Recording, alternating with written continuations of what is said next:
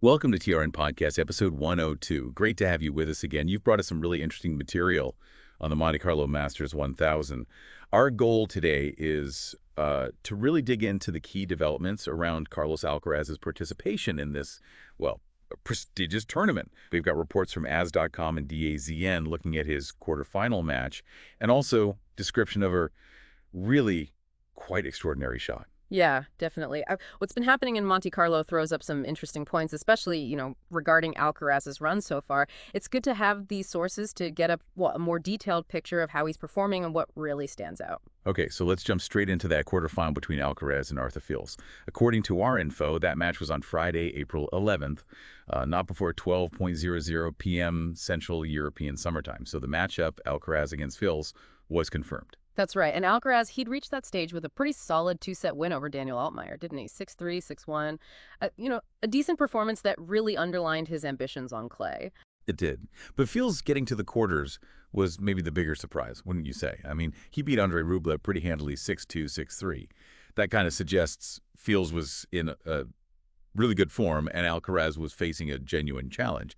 Was that win by Fils a total shock, do you think? Or were there signs he could be dangerous on this surface? Interesting question. While Rublev is obviously a top player, yeah, he can sometimes struggle against aggressive baseliners who dictate the pace. Fils' aggressive style, his powerful serve, that probably caused Rublev some problems. So it presented a different sort of challenge for Alcaraz, who's, excellent himself at controlling points. Absolutely. And the as.com report notes that Alcaraz actually started that match against Fils down 0-3 in the first set. He fought back, got it to 4-4, but then Fils managed another service break, what we call a break in tennis, winning a game on the opponent's serve. And he took that first set. A bit of an unexpected setback for Alcaraz, right? Exactly. So Alcaraz was facing the task of coming back from a set down to keep his chances alive for a potential semifinal against Davidovich. It shows it wasn't an easy match at all. Do you happen to know where fans in Spain could actually watch this one? Yeah, DAZN mentioned it was broadcast on Movistar Plus in Spain. So Spanish tennis fans had the chance to see that intense match live, Yeah. that ability to fight back from behind. It's such a mark of top players. And speaking of extraordinary skills, our sources also highlighted an incredible shot from Alcaraz in his previous match, the one against Altmaier. This almost legendary moment really underlines his talent. Oh, definitely. The description of that rally, it's quite something. First, Alcaraz gets to a drop shot from his opponent, like really close to the net. Then somehow he flicks it back, also very short, just over the net. And then when Altmaier returned that ball, Alcaraz hit this powerful shot between his legs, a tweener, that landed perfectly parallel right down the line. Wow, that sounds absolutely incredible. The article does stress, doesn't it, that it's a feat very few players in tennis history can pull off. It just showcases Alcaraz's, extraordinary athleticism and feel for the ball. It does, and beyond just the raw athleticism, a shot like that also shows incredible hand-eye coordination and, crucially, a willingness to take risks in big moments. That's something that really defines the top players. Totally agree.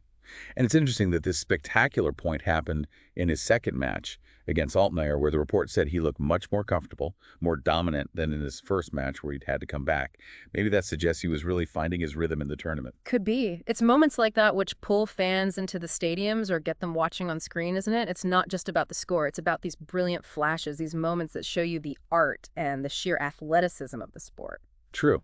And it was also mentioned, wasn't it, that Novak Djokovic is no longer in the Monte Carlo tournament. That could obviously shift the dynamics of the whole tournament, maybe boost Alcaraz's chances for the title. That's right. With Djokovic out, one potential top rival is gone. But, the rest of the field is still incredibly strong, as Fils' win over Rublev clearly demonstrated. You can't take anything for granted. Good point. Let's just quickly touch on the overall context here. Alcaraz reaching the quarterfinals, it's seen as a strong start to his clay court season.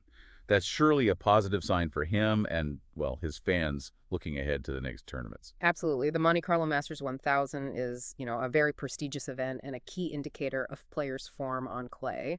A good start here can build a lot of confidence for the challenges still to come. Okay, so let's just recap the main takeaways then. Alcaraz made it to the quarters in Monte Carlo, faced a really tough battle against Arthur Fils where he lost the first set. But before that, in his match against Altmaier, he produced an absolutely extraordinary, almost historic shot. Exactly. That mix of fighting spirit in the quarterfinal and that undeniable flash of genius in the previous match, it's very characteristic of Alcaraz, isn't it? It shows he has both the mental toughness for tight situations and, well, the sheer class to create unforgettable moments. Right. So a final thought for you to consider then. When we look at this intense quarterfinal match, and we also see this evidence of Alcaraz's extraordinary skill, what do you think this suggests about the evolving landscape of men's tennis on clay this season? Is Alcaraz going to be the dominant force, or should we expect more surprises in really tight contests like this one?